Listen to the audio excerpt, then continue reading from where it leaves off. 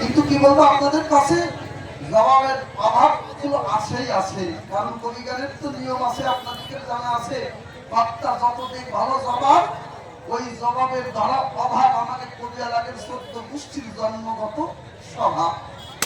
কিন্তু তার আগে আমি মায়েদের একটা অভাব ধরতো। আমি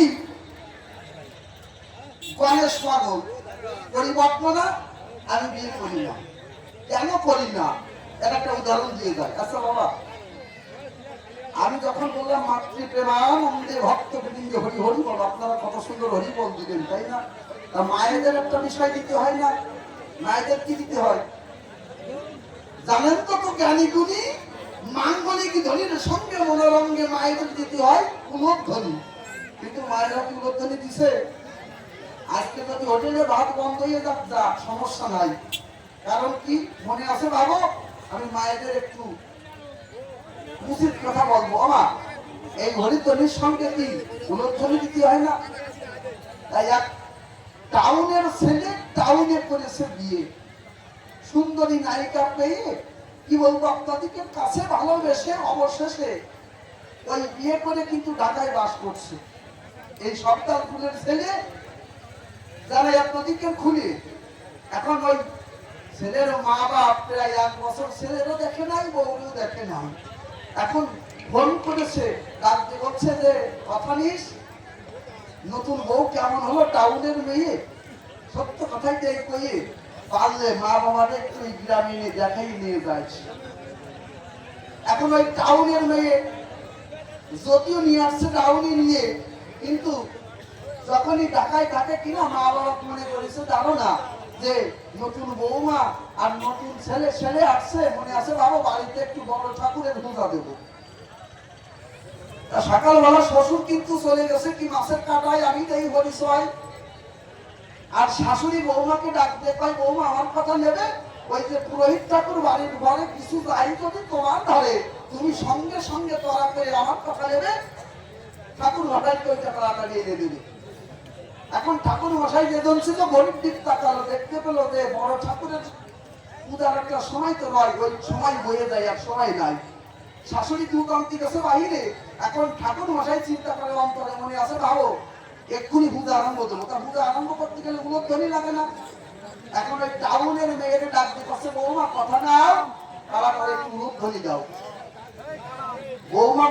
বৌমা তো টাউনের মেয়ে, সত্য কথাতেই বুঝাই পরিবর্তনা ও উলোধ্বনি কি ওইটা চেনে না।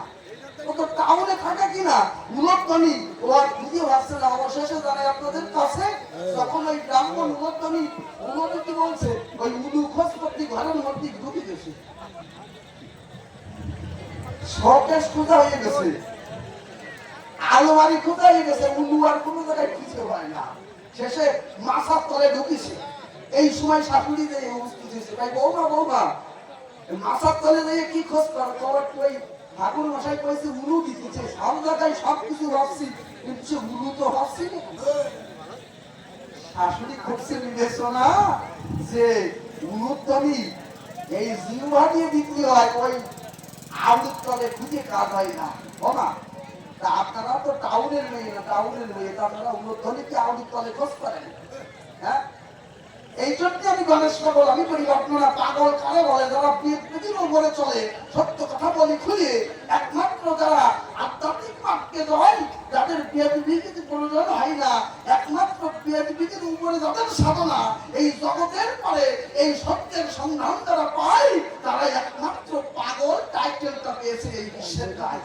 গণেশ গোসাই তুমি 9 দাস পাগল, আমি একা পাগল, আর হরিচাঁদ ঠাকুরের বংশে কটা পাগল? দাদাস পাগল, তাই না? পাগল কথাটার উৎপত্তি উনি লিখছে, উনি আবার আমার কাছে জিজ্ঞাসা করছে। তাহলে পাগল কারা?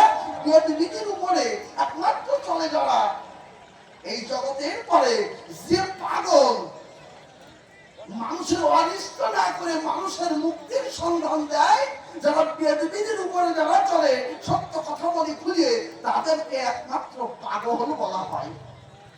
পাগল টাইটেলটা তো সহজ নয়। আমি আগে একটা গান গাই, তারপরে ডাক দিয়ে বলে গেছে কেষ্ট খাওয়া কেন বলা হয়। কেষ্ট খাওয়া কেন বলা হয় জানো না? তোমার বাড়ি মাদারীপুর কদম বাড়ির ভাষে, হ্যাঁ, তোমার তো ভালো জানা। তবে আমি জানি আপনাদের কাছে কেষ্ট থাকা এই নামটার একটা কারণ আছে।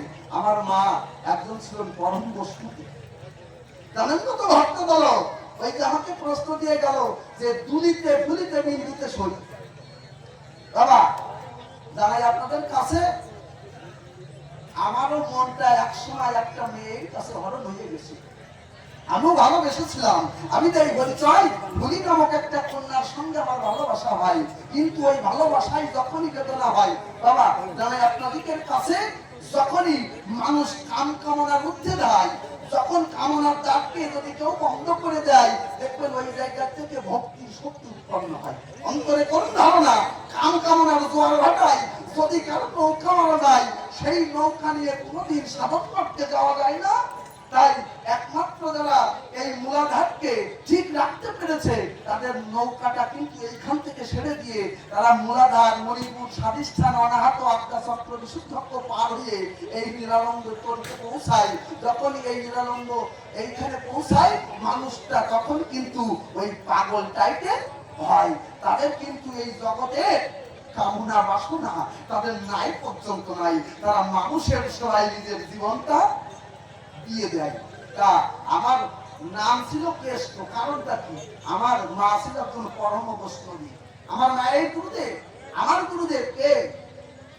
বিন্দু গোসাই। জানেন কত ভক্ত গেল, এই বিন্দু গোসাই কিন্তু একজন মহা বৈষ্ণব ছিল। কিন্তু খাবার টাইটেল কেন পায় বাবা? এই জগতে বৈষ্ণব যারা চলাচলে, তারা কি মাছ মাংস কখনো ভক্ষণ করে? পারে না। কিন্তু এই যে আমি গণেশ ঠাকুর আমি ছিলাম, জানাই আপনাদেরকে ঠাই, আমি গড়ি গড়ি সব বেড দেখাই, আমার কাছে কোনো পাপ বিচার নাই। তা ওই বিন্দু গোসাই শুনতে হয়েছে যে আমার শিষ্য গণেশ পাগল, খালি করে আবল তাবল, সে গড়ি গুটো বেড দেখায়।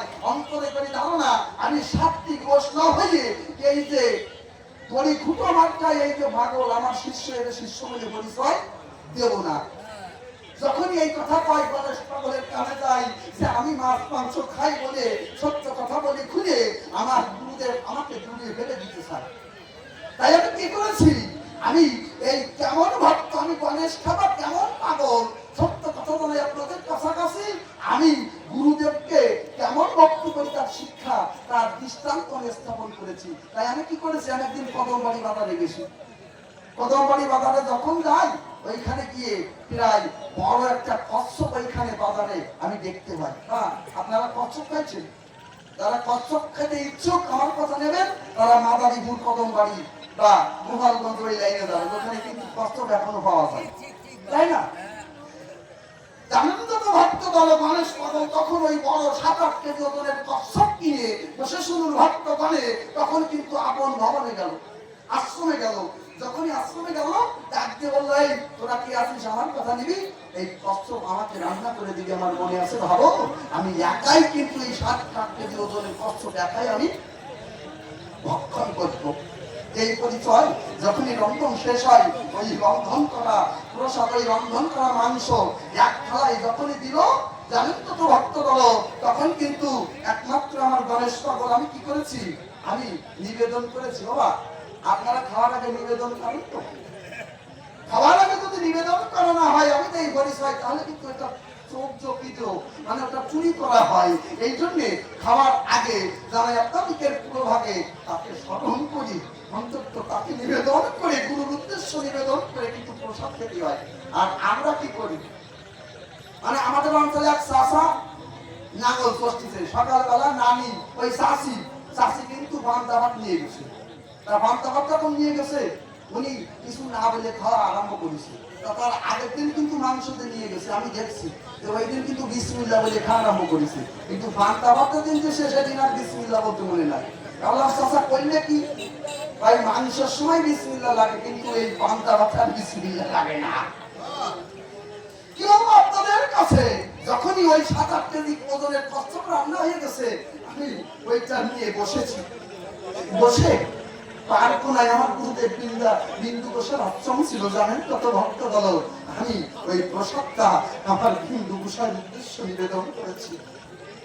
এই জগতে এই দেহের ভাব যদি কেউ দিতে পারে গুরুর পায়, দেখবেন ওই দেহটার ভাব তখন গুরু নিয়ে সত্য কথাতেই বোঝাইয়ে গুরুর চরণে দিলে ভাব, গুরু কিন্তু ওই ভক্তকে তখন চরণ নৌকা কামড়াই করে দেয় পার সকল ভক্ত হয় উদ্ধার। আমি গুরু গুরু গুরু বলে ভাসি আমার অনুতলে ডাক দিয়ে বলেছি বিন্দু গোসাইয়ের কাছাকাছি আমি জানাই তোমার কাছাকাছি তুমি আমার কথা নাও, যদি তোমার শিষ্য হয়ে থাকি তোমাকে বলে রাখি তোমার উদ্দেশ্য নিবেদন করছি এই প্রসাদ তুমি প্রধান করে খাও। জানেন তো তো ভক্ত দল ওই প্রসাদ কিন্তু সব খাওয়া শেষ হয়ে গেল। আমি একাই কিন্তু সকল প্রসাদ যখন খাওয়া শেষ হয়ে গেছে প্রায় 15 কিলোমিটার দূরে বসে শুধু নারী নড়ে অমনি কিন্তু বিন্দু গোসাইয়ের ভিড়ের হোটেলে খাওয়া আরম্ভ করেছে। দেখেন কোন জায়গার চল কোন জায়গায় বহাল। আজকে আমি বিন্দু গোসাইয়ের প্রসাদ নিবেদন করলাম কোথায় বসে? প্রথম বাড়ি বসে। হ্যাঁ, পেট কামড়ায় কোথায়? পার্কোনায় আমার বিন্দু গোসাইয়ের আশ্রম যেখানে রয়। জানেন তো ভক্ত দল তখন কিন্তু ওই গোসাইয়ের যখন বিন্দু গোসাইয়ের যখন পেট যন্ত্রণা আরম্ভ হলো তখন কিন্তু ভক্ত সাহেব ভক্ত নৌকা নিয়ে কিন্তু আমার আশ্রমের দিকে রওনা হলো। কি বলবো আপনাদের কাছাকাছি আমিও গুরুদেবের উদ্দেশ্যে রওনা হয়েছি। যখনই প্রথমত যাই তখন ওই শিষ্যদের সঙ্গে দেখা হয়। বলছি এই তোরা চলে এসছিস কোথায়? তখন বলেছে যে তোমার কাছে দাদা কি বলবো তোমার সব কাছে গোসাইয়ের পেটের মধ্যে মারাত্মক যন্ত্রণা আরম্ভ হয়েছে। কি যেন কি হয়েছে? আমরা আমি তো ওই জন্য যাচ্ছি যারা একটা দিকে পাই। যখনই আমি পার্কোনায় যাই পার্কোনায় আশ্রমে বসে যারা একটা দিকে ধামে যখনই এক পাও আমি দিয়েছি অমনি কিন্তু আমি গোসাইকে দেখতে পেয়েছি। গোসাই ডাক দিয়ে বলছে আমার গণেশ এসেছে। আমি তখনই একমাত্র গোসাইয়ের কাছে যাই তখন কিন্তু গোসাই আমাকে জড়াইয়ে ধরিয়ে আমার বুকে নিয়ে ডাক দিয়ে বলেছে বলে পাবো আজকে তোদের শিষ্য বলে স্বীকার করি নাই বলে সত্য কথাতেই বলে আজকে তুই যে গুরু আর শিষ্যের যে অভেদাত্মা দিয়েছে শাস্ত্রেই বার্তা তুই যে প্রমাণ দৃষ্টান্ত দিলি সত্য কথা জানাই খুলি জানাই তোর কাছাকাছি তোর এই ভক্তিতে আমি পাগল হয়েছি। বাবা তুই আমার বুকে আই। আজকে তোর মতো শিষ্যকে নিয়ে আমি ধন্য হয়েছি যে আজকে পার্কোনায় গুরুদেবকে 15 কিলোমিটার দূর থেকে খাওয়াতে পারে প্রসাদ নিবেদন করতে পারে। আমি ভেবে দেখি তাই এমন ভক্তি এমন শিষ্য আমার জগতে নাই। তখন কিন্তু দুইজনের ওইখানে আলিঙ্গন দিয়ে গুরু আর শিষ্যের অভেদ হয়। এই আমি গণেশ খাবা গণেশ পাগল আমি তাই পরিচয় কেবল গুরু শিষ্য অনেক আত্মা হলে পরে সেই গুরু আর শিষ্যের ভিতরে ভগবান তার সেই ভগবান দর্শন হয়। কিন্তু পরিবর্তন না গুরুদেব খারাপ শিষ্য ভালো কাজ হবে না, শিষ্য খারাপ গুরুদেব ভালো কাজ হবে না। আমি তো এই পরিচয় গুরু আর শিষ্য যদি একই ধারায় হয় তাহলে কিন্তু সেই গুরু আর শিষ্য একমাত্র নির্বাণ মুক্তি পথ পাই। তাহলে মনে আছে বাবা আমি খাবার গণেশ পাগল আমার এই পরিচয় দিলাম। এবার সত্য করে একটা গান করে ধীরে ধীরে আমি আরো প্রশ্নের দিকে যাবো যে বাড়ি দিকে।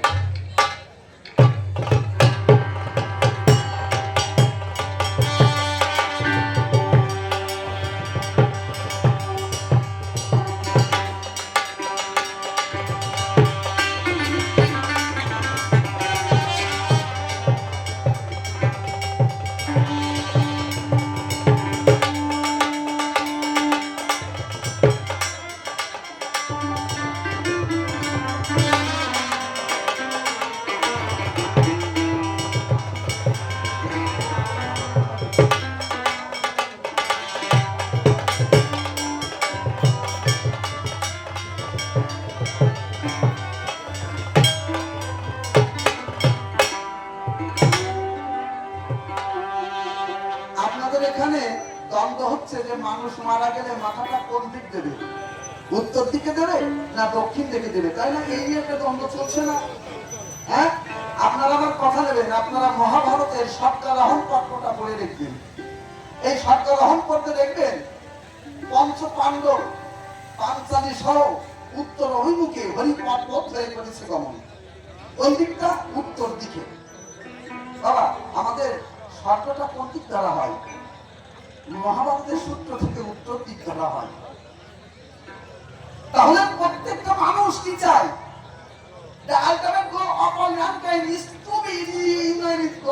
প্রতিটি মানুষই একমাত্র ঈশ্বরের সঙ্গে পুনর্মিলিত হতে চাই, তাই না? তাহলে বাবা আমার মনে হয় শাস্ত্র দর্শনে মাথাটা উত্তর দিকে দিয়ে পড়ালে সেইটা মনে হয় সঠিক সিদ্ধান্ত হয়। আমার পূর্বপুরুষরাও এটা উত্তর দিকে করছে না? আর দক্ষিণ দিক কি নরকের দ্বার, তাই না? তাহলে আপনারা আমার কথা নেবেন, আমার সদ্য দাদা আছে, ওনার কাছ থেকে শুনবেন যে একটা মৃত মানুষের মাথা উত্তর দিক থেকে ভালো হয় না কোন দিক থেকে ভালো হয়। আমার যতটুকু সিদ্ধান্ত আমি দিয়ে গেলাম, এবার একটা গান গাই। ওরে তোমার কথা আমার মনে পড়ে, সায়নে সাপনে তুমি কি জাদু করিলে বন্ধু এই অবলার প্রাণে। তোমার কথা মনে পড়ে, সায়নে সাপনে